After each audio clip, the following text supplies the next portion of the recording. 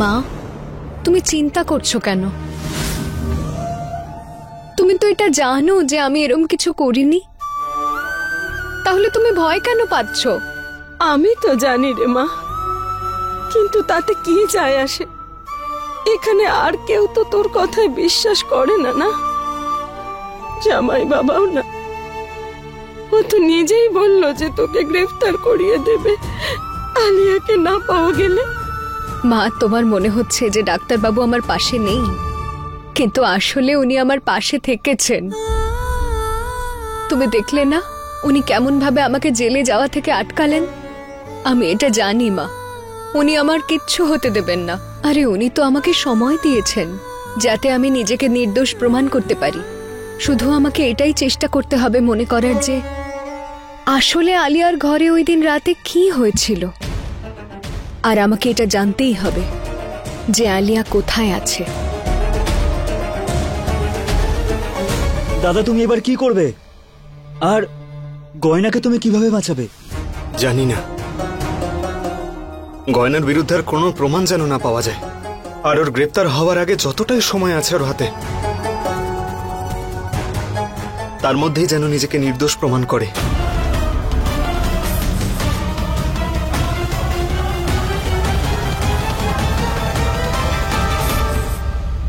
এসব কেন হচ্ছে? আমি কালকে রাতের ব্যাপারে কেন কিছু মনে করতে পারছি না। আমি আমার ফোনটা আলিয়ার ঘর থেকে নিলাম, আর তারপরে আমি দরজার দিকে গেলাম, আর তার পরের দিন সকালে আমি চোখ খুললাম আমার ঘরে, আর আলিয়াই বা কোথায় উধাও হয়ে গেল। কেন কিছু মনে করতে পারছি না আমি।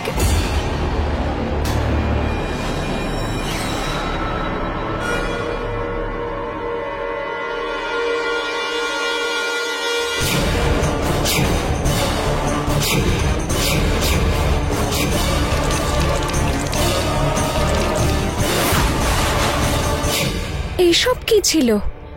এক মুহূর্তের জন্য আমার মনে হলো যেন এইসব কাল রাতেও ঘটেছিল। কালকে এরকমই হয়েছিল আমার মনে পড়ছে, কিন্তু আমি রক্ত কি করে দেখতে পেলাম? আমি আবার সত্যি আলিয়ার সঙ্গে কিছু করে ফেললাম না তো?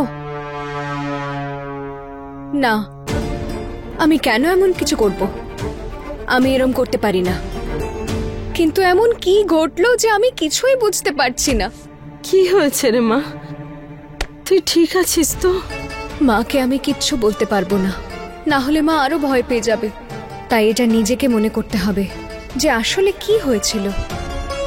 হ্যাঁ, আমি একদম ঠিক আছি। আর তোমার তো ঠান্ডাও লাগছে মা, নিশ্চয়ই খিদেও পেয়েছে। আমাকে ক্ষমা করে দিও মা, আমার জন্য তোমাকে এত কষ্ট সহ্য করতে হচ্ছে। গয়না, জামাই বাবা,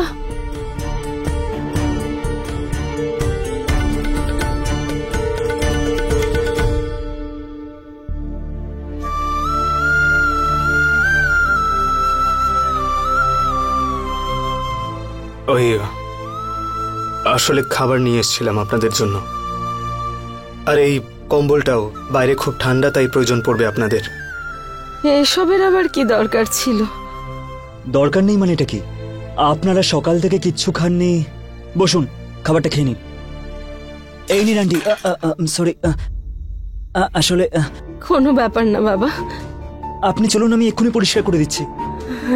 দাদা তুমি। আসছি আমি। চলুন।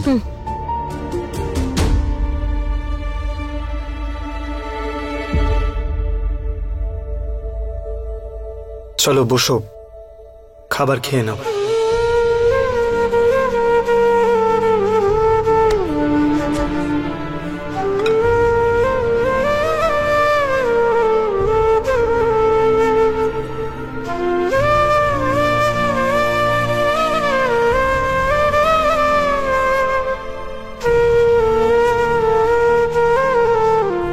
আপনি এখানে যদি কেউ জানতে পারে তাহলে? কেউ কিছু জানতে পারবে না। ধন্যবাদ। কিসের জন্য? বাড়ির আর কেউ কিচ্ছু জানে না, কিন্তু আমি জানি আপনি আমাকে বিশ্বাস করেছেন, আর তাই জন্যই আপনি আমাকে পুলিশের হাতে তুলে দেননি। আর এখন আপনি আমার আর আমার মায়ের এত খেয়াল রাখছেন, আপনি আমাকে নিয়ে এত চিন্তা কেন করেন ডাক্তারবাবু?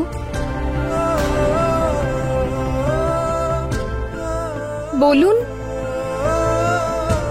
আপনি তো আমাকে নিজের স্ত্রী বলেও মনে করেন না, আর আজকে আপনার হবু বউকে পাওয়া যাচ্ছে না, তাই পুরো পরিবার আমার বিরুদ্ধে দাঁড়িয়েছিল, আর শুধুমাত্র আপনি যে আমার পাশে দাঁড়িয়েছিলেন। কেন?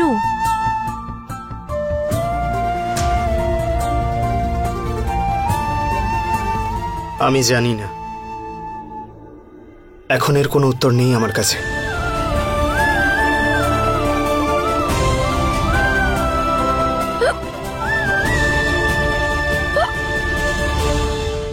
আমি সকাল থেকে কিচ্ছু খাইনি। যখন আমি কিচ্ছু খাই না, আমার জোরে খিদে পায়, তখন আমার হেঁচকি ওঠে। খাও। আবার খিদের জন্য তোমার হেঁচকি উঠছে, তাই তো?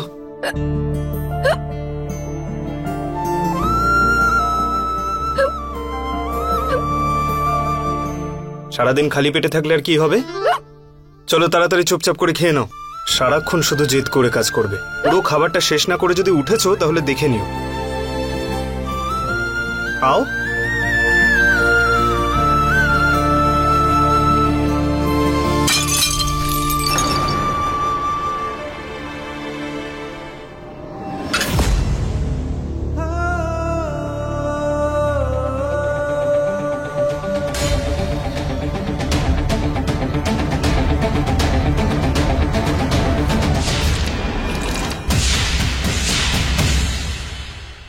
ঈশান, তাড়াতাড়ি ফার্স্ট এড বক্স নিয়ে আয়। এক্ষুনি আনছি দাদা। একটা কাজ আঘাত না লাগিয়ে করতে পারো না? কখনো নিজে আঘাত পাও, কখনো আমাকে আঘাত।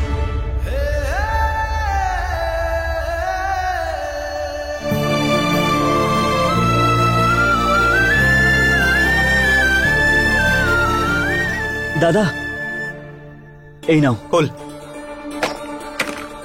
এসব কি মনে আসছে আমার? আমি কি সত্যি গতকাল রাতে আলিয়ার সঙ্গে খারাপ কিছু করেছি? যদি তাই হয় তাহলে ঠিক করে আমার কিছু মনে কেন পড়ছে না? যদি ডাক্তারবাবু এই ব্যাপারে জানতে পেরে যান, তাহলে যেভাবে উনি এখন আমার খেয়াল রাখছেন, কাল উনি আমাকে ঘেন্না করবেন।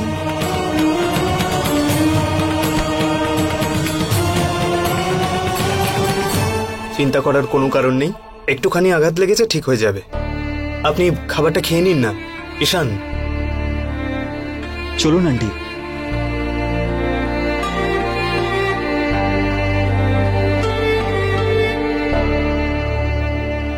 এবার শান্ত হয়ে বসে খাবারটা খাও।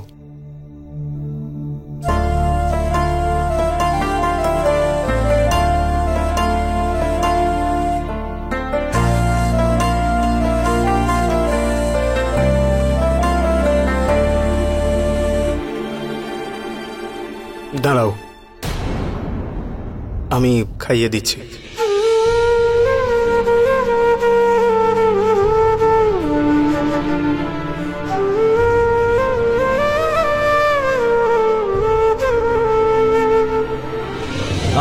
आग और पानी सा अपना किस्सा है, तू हमारी कहानी का आधा हिस्सा है।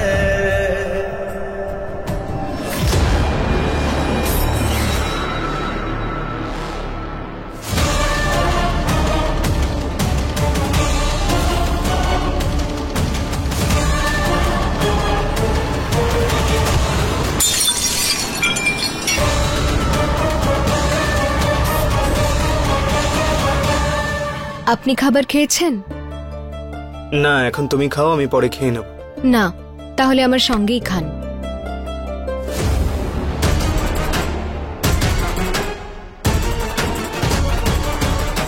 না, আমি আমি কারোর এঁঠো খাবার খাই না। কতই না ঝামেলা ওনার। আমি কারোর এঁঠো খাই না। কি বললে?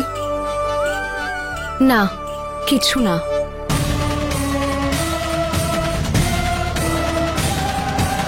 এই নাও।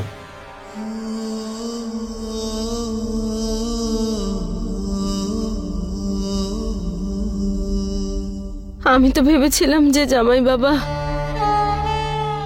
আমার মেয়েকে মেনে নিয়েছে, কিন্তু জামাই বাবা তো আবার বিয়ে করছে। ওর চোখ দেখেই বোঝা যাচ্ছে যে ওর মনটা কোথায় পড়ে আছে।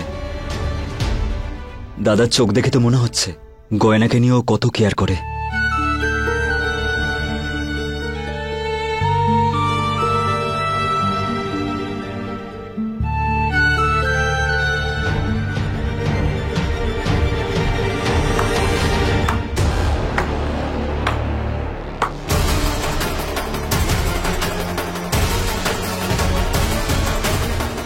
বাহ, কি দারুণ দৃশ্য। ক্ষমা করবেন, আমি তো আপনাদের ডিস্টার্ব করলাম।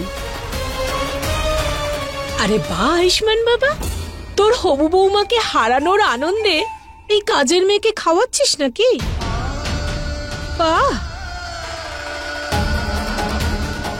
না জেঠিমা, আমি আসলে ওর হাতে আঘাত লেগেছে তাই আমি। তোর ওর জন্য এত চিন্তা হচ্ছে কেন?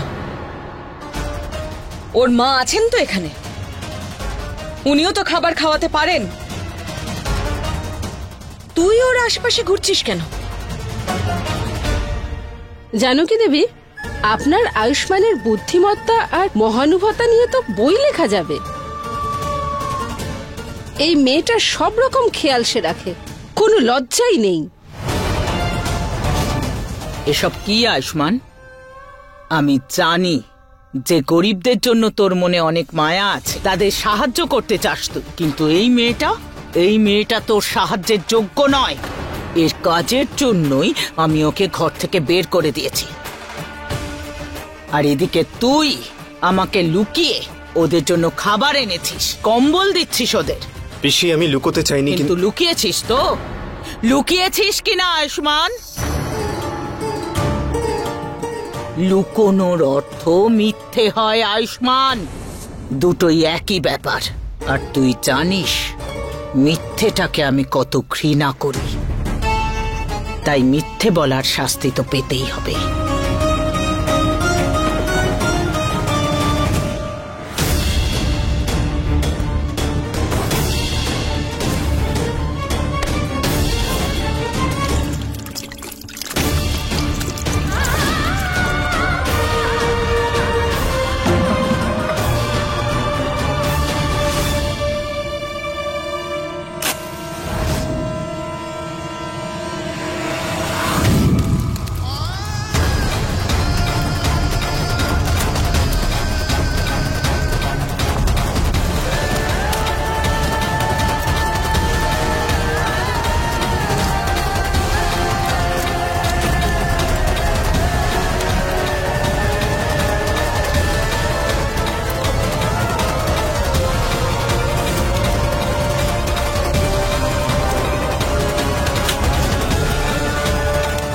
এই শাস্তি অনেক ছোট আয়ুষ্মান, ভবিষ্যতে মনে রাখবি, যদি আমার কাছে কিছু লুকিয়েছিস বা মিথ্যে বলেছিস তাহলে আমি ভুলে যাব যে তুই এই পরিবারের ছেলে আর আমার বড় আদরের।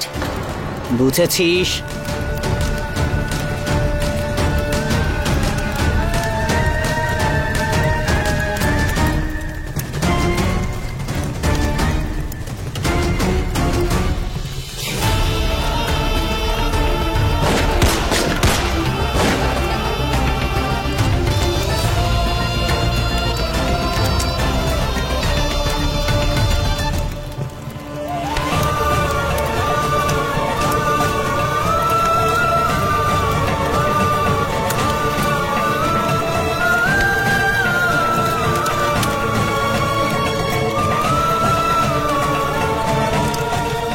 চলো উর্বশী।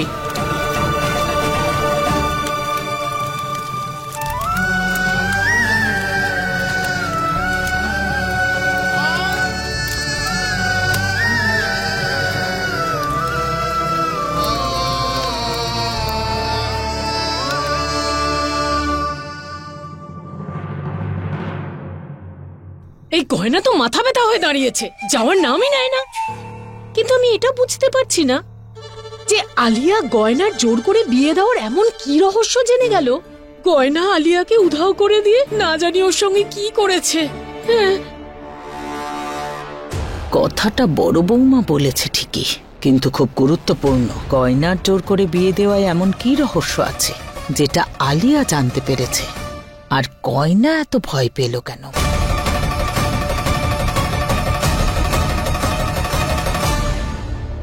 না না দিদি, আমার মনে হয় না যে গয়নার জোর করে বিয়ের আর আলিয়ার উধাও হওয়ার কোনো যোগসূত্র আছে। কারণ কতবার আলিয়া গয়নাকে বাড়ি থেকে বের করার চেষ্টা করেছে, সেজন্য হতে পারে রাগের মাথায় গয়না আলিয়ার কোনো ক্ষতি করে ফেলেছে। না না, নিশ্চয়ই কোনো রহস্য আছে গয়নাকে জোর করে বিয়ে করানোর, আর সেই রহস্য তুমিও জানো। সেই জন্যই দিদি সেদিন গয়নাকে ডিভোর্সের জন্য জোর করছিল, তাই না? এটা কার ডিভোর্সের পেপার? আর এতে আয়ুষ আর গয়নার সই কেন নিচ্ছ? আরে না না দিদি ভাই, আমি কি করে জানবো? আচ্ছা, তুমি জানো না? তাহলে নিজের ছেলের মাথার দিব্যি খেয়ে বলো গয়না জোর করে বিয়ে করানোর ব্যাপারে তুমি কিছু জানো না। এসো। আর আরে দিদি ভাই, নাও ছেলের মাথার দিব্যি খাও, খাও।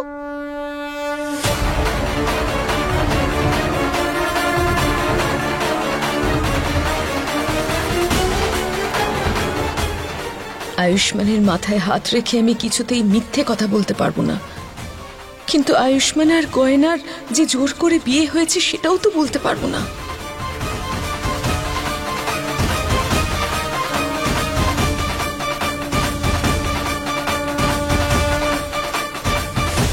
আমাকে বুঝতেই হবে যে আমি ঝাপসা যা কিছুই দেখছি না কেন সেটা কোন দিকে আমায় ইঙ্গিত করছে। আর আমার এটা মনে হয় যে কাল রাতে আলিয়ার ঘরে যা কিছুই হয়েছিল সেটা আমাকে ওখানে গিয়েই মনে করতে হবে। ওখানে যাওয়ার জন্য আমার কাছে শুধু একটাই উপায় আছে।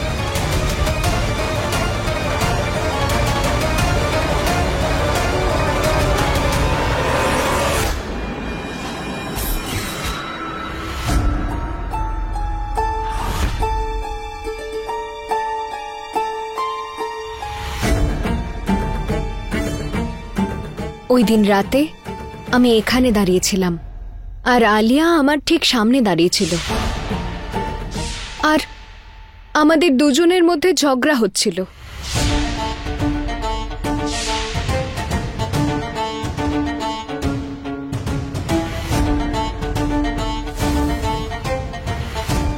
এই মেয়ে, আমি না তোমার জীবনটা পুরো শেষ করে দেব। আমি ডাক্তারবাবুকে ডাক্তারের লাইসেন্স পাইয়েই ছাড়বো। আচ্ছা, তুমি এবারও হারবে, মুখ থুবড়ে পড়বে, বুঝেছো?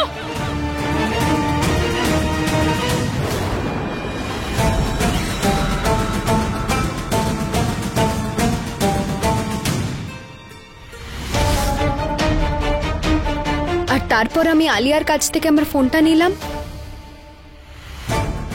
আর আমি দরজার দিকে দৌড়লাম।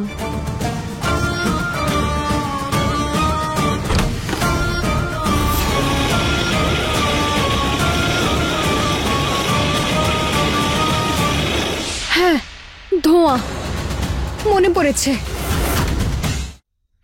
আমি যেই দরজাটা খুললাম আমার সামনে অনেক ধোঁয়া এসেছিল। ওই ধোঁয়াটা এসেছিল নাকি কেউ ইচ্ছা করে দিয়েছিল? আর এটা করলেও কে করেছিল? সত্যিটা বলো কমলা।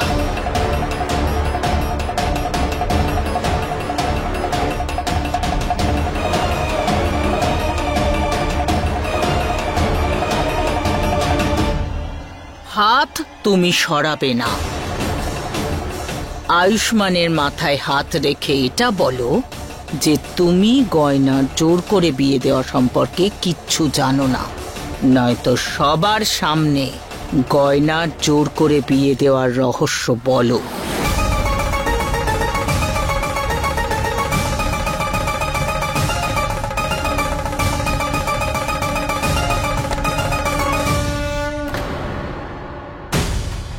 আচ্ছা, তোমরা মাকে দিয়ে এসব কি করাচ্ছ বলো তো?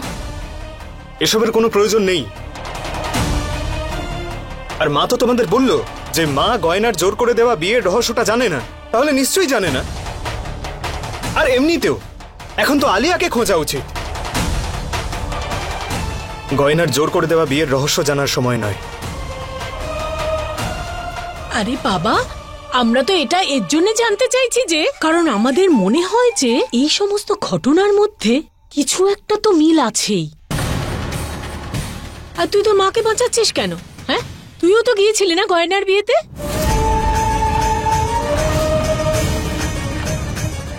তার মানে এটা হলো যে তোর মায়ের সাথে সাথে তুইও গয়নার জোর করে বিয়ে দেওয়ার ব্যাপারটা জানিস।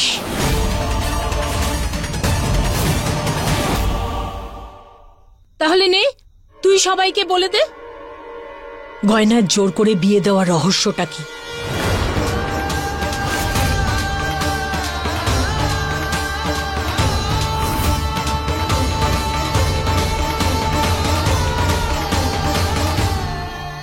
মনে কর গয়না, মনে কর, ভাব ভাব এটা কে করতে পারে, কে এসব করতে পারে।